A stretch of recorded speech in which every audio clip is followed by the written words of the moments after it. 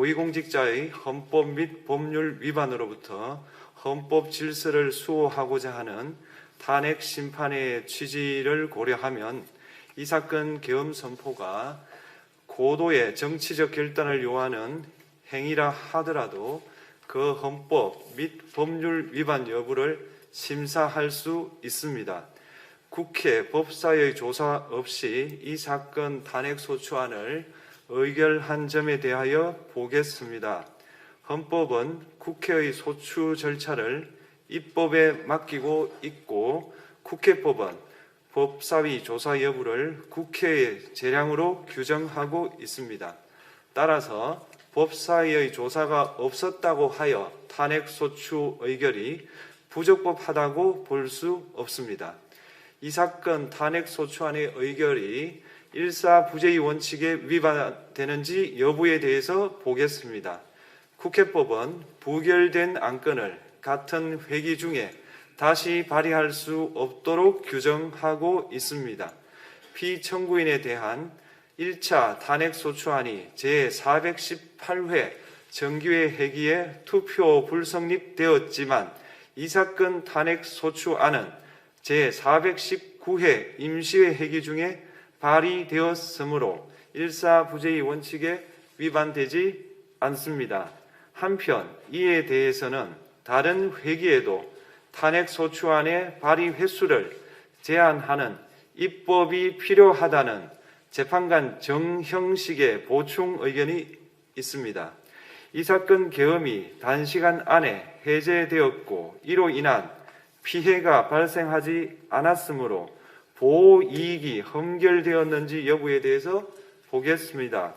이 사건 계엄이 해제되었다고 하더라도 이 사건 계엄으로 인하여 이 사건 탄핵 사유는 이미 발생하였으므로 심판의 이익이 부정된다고 볼 수 없습니다.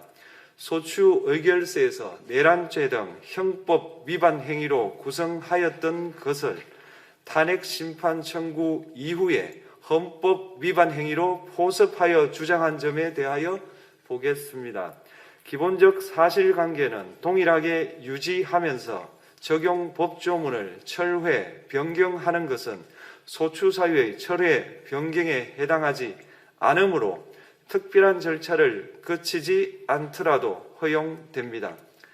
피청구인은 소추사유에 내란죄 관련 부분이 없었다면 의결 정족수를 충족하지 못하였을 것이라고 주장하지만 이는 가정적 주장에 불과하며 객관적으로 뒷받침할 만한 근거도 없습니다. 대통령의 지위를 탈취하기 위하여 탄핵 소추권을 남용하였다는 주장에 대하여 보겠습니다.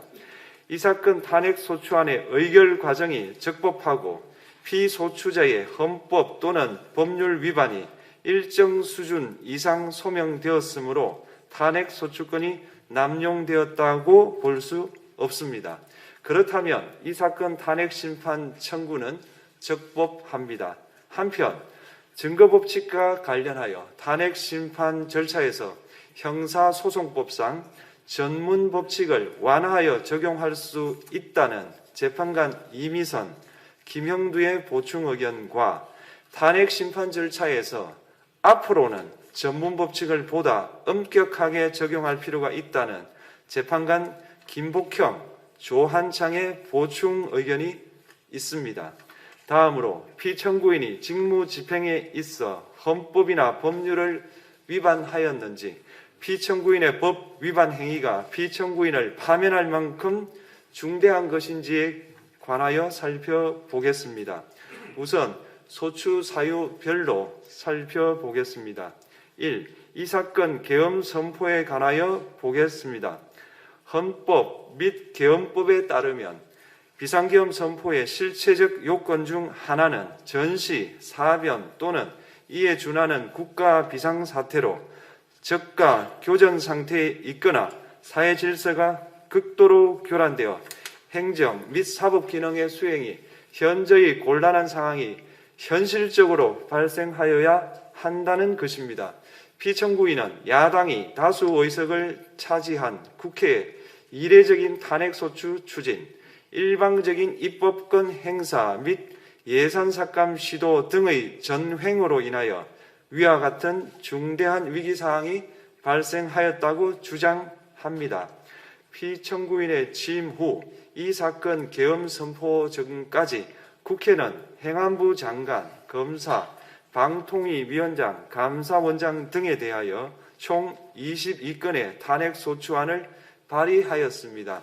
이는 국회가 탄핵소추 사유의 위헌, 위법성에 대해 숙고하지 않은 채 법 위반의 의혹에만 근거하여 탄핵심판 제도를 정부에 대한 정치적 압박 수단으로 이용하였다는 우려를 낳았습니다. 그러나 이 사건 계엄 선포 당시에는 검사 1인 및 방통위위원장에 대한 탄핵 심판 절차만이 진행 중이었습니다. 피청구인이 야당이 일방적으로 통과시켜 문제가 있다고 주장하는 법률안들은 피청구인이 제의를 요구하거나 공포를 보류하여 그 효력이 발생되지 않은 상태였습니다. 2025년도 예산안은 2024년 예산을 집행하고 있었던 이 사건 계엄 선포 당시 상황에 어떠한 영향을 미칠 수 없고 위 예산안에 대하여 국회 예결특위의 의결이 있었을 뿐 본회의의 의결이 있었던 것도 아닙니다. 따라서 국회의 탄핵소추, 입법, 예산안 심의 등의 권한 행사가 이 사건 계엄 선포 당시 중대한 위기 상황을 현실적으로 발생시켰다고 볼 수 없습니다. 국회의 권한 행사가 위법, 부당하더라도 헌법재판소의 탄핵 심판, 피청구인의 법률안 제의 요구 등 평상시 권력 행사 방법으로 대처할 수 있으므로 국가 긴급권의 행사를 정당화할 수 없습니다. 피청구인은 부정선거 의혹을 해소하기 위하여 이 사건 계엄을 선포하였다고도 주장합니다. 그러나 어떠한 의혹이 있다는 것만으로 중대한 위기 상황이 현실적으로 발생하였다고 볼 수는 없습니다. 또한 중앙선관위는 제22대 국회의원 선거 전에 보안 취약점에 대하여 대부분 조치하였다고 발표하였으며 사전, 우편, 투표함, 보관장소, CCTV 영상을 24시간 공개하고 개표 과정에 수검표 제도를 도입하는 등의 대책을 마련하였다는 점에서도 피청구인의 주장은 타당하다고 볼 수 없습니다. 결국 피청구인이 주장하는 사정을 모두 고려하더라도 피청구인의 판단을 객관적으로 정당화할 수 있을 정도의 위기 상황이 이 사건 계엄 선포 당시 존재하였다고 볼 수 없습니다. 헌법과 계엄법은 비상계엄 선포의 실체적 요건으로 병력으로서 군사상의 필요에 응하거나 공공의 안정질서를 유지할 필요와 목적이 있을 것을 요구하고 있습니다. 그런데 피청구인이 주장하는 국회의 권한 행사로 인한 국정마비 상태나 부정선거 의혹은 정치적, 제도적, 사법적 수단을 통하여 해결하여야 할 문제이지 병력을 동원하여 해결할 수 있는 것이 아닙니다. 피청구인은 이 사건 계엄이 야당의 전횡과 국정위기 상황을 국민에게 알리기 위한 경고성 계엄 또는 호소형 계엄이라고 주장하지만 이는 계엄법이 정한 계엄 선포의 목적이 아닙니다. 또한 피청구인은 계엄 선포에 그치지 아니하고 군경을 동원하여 국회의 권한 행사를 방해하는 등의 헌법 및 법률 위반 행위로 나아갔으므로 경고성 또는 호소형 계엄이라는 피청구인의 주장을 받아들일 수 없습니다. 그렇다면 이 사건 계엄 선포는 비상계엄 선포의 실체적 요건을 위반한 것입니다.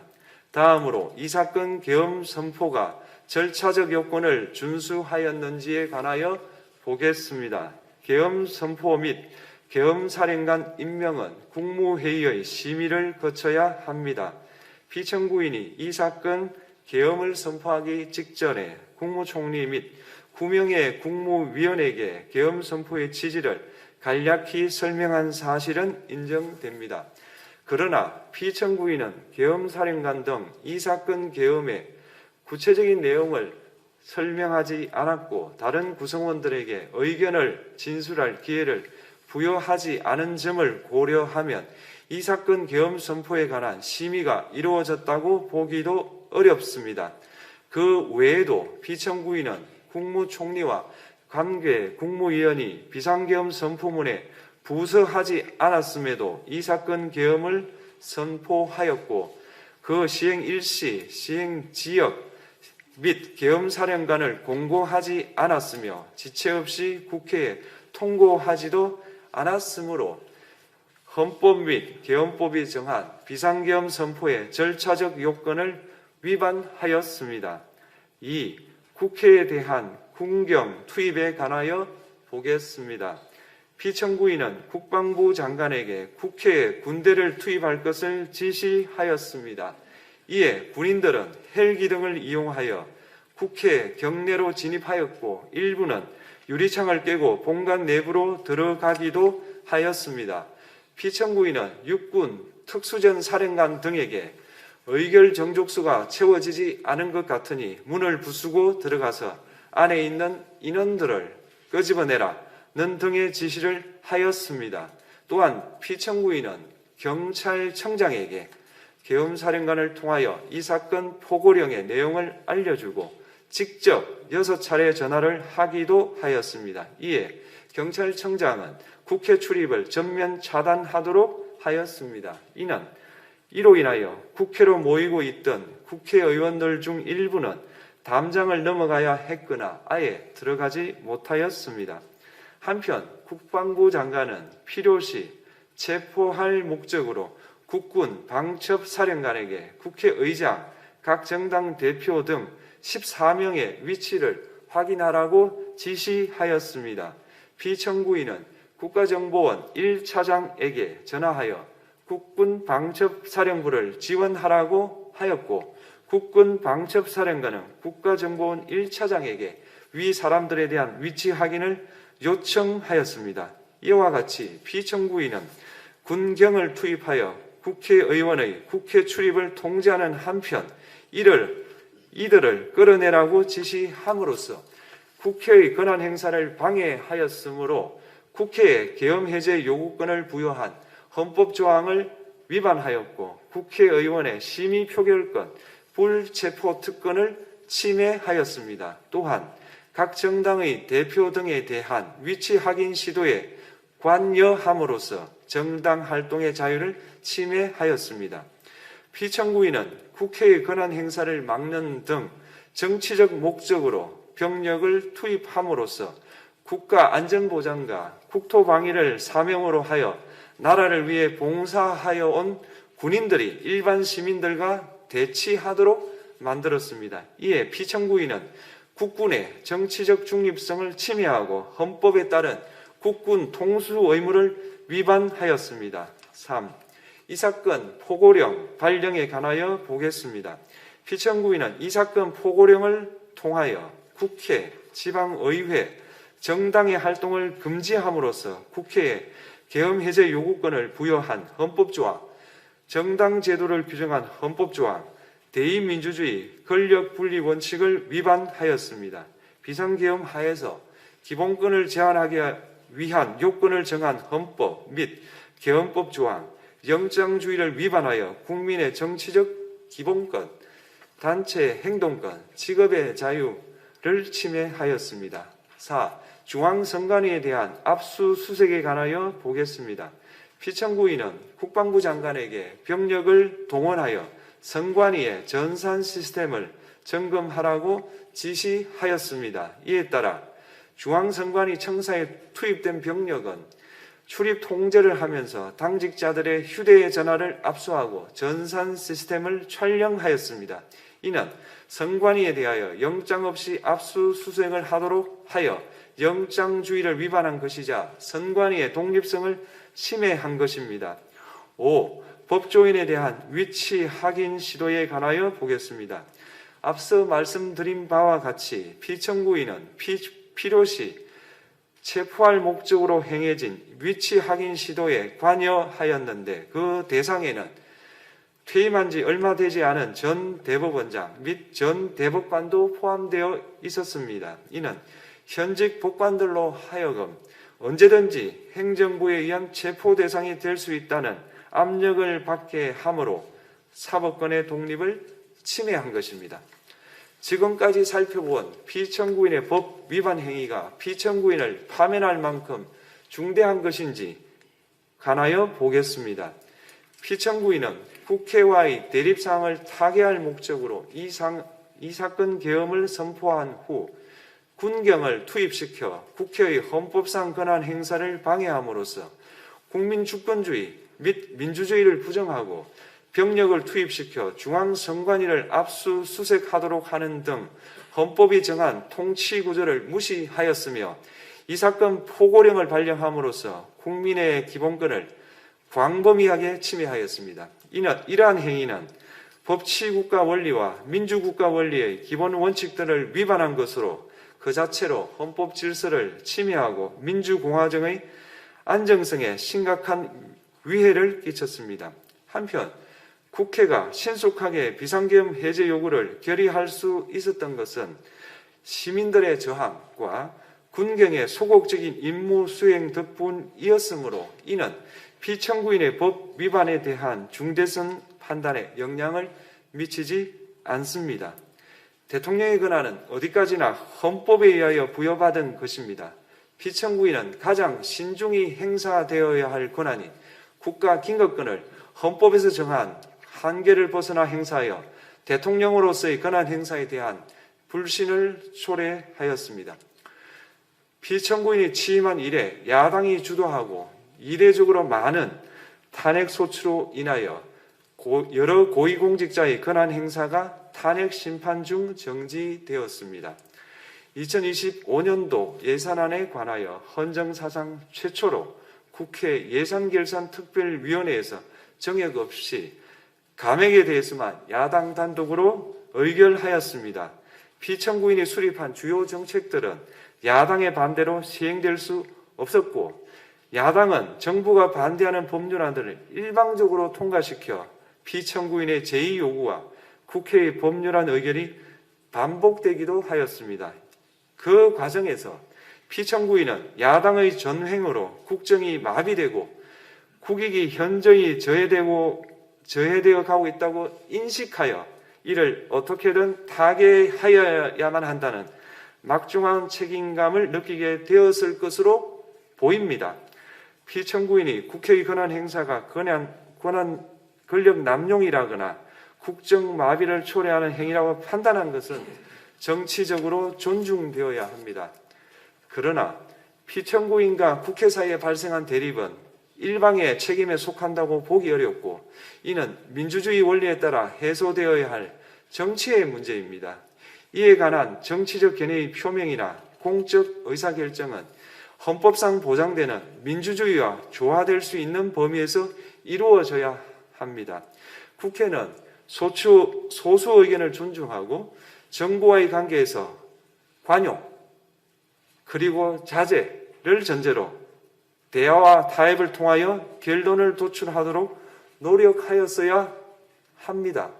피청구인 역시 국회의 대표인 국회를 협치의 대상으로 존중하였어야 합니다. 그럼에도 불구하고 피청구인은 국회를 배제의 대상으로 삼았는데 이는 민주정치의 전제를 허무는 것으로 민주주의와 조화된다고 보기 어렵습니다.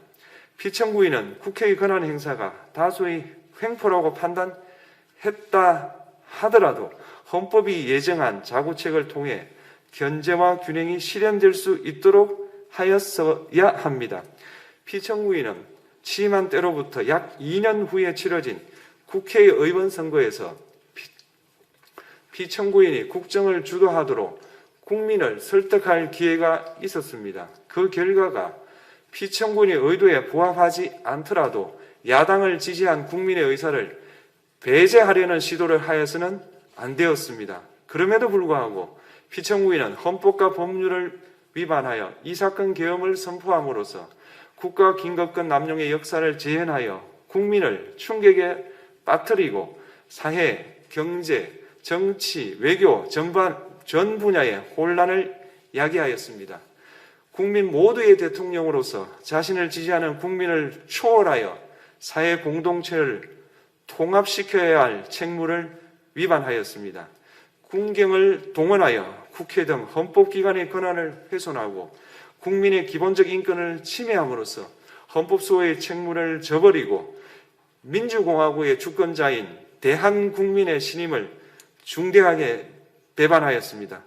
결국 피청구인의 위법 행위는 국민의 신임을 배반한 것으로 헌법소의 관점에서 용납될 수 없는 중대한 법 위반 행위에 해당합니다. 피청구인의 법 위반 행위가 헌법 질서에 미친 부정적 영향과 파급 효과가 중대하므로 피청구인을 파면함으로써 얻는 헌법소의 이익이 대통령 파면에 따르는 국가적 손실을 압도할 정도로 크다고 인정됩니다. 이에 재판관 전원의 일치된 의견으로 주문을 선고합니다. 탄핵 사건이므로 선고 시각을 확인하겠습니다. 지금 시각은 오전 11시 22분입니다. 주문, 피청구인 대통령 윤석열을 파면한다. 마치겠습니다.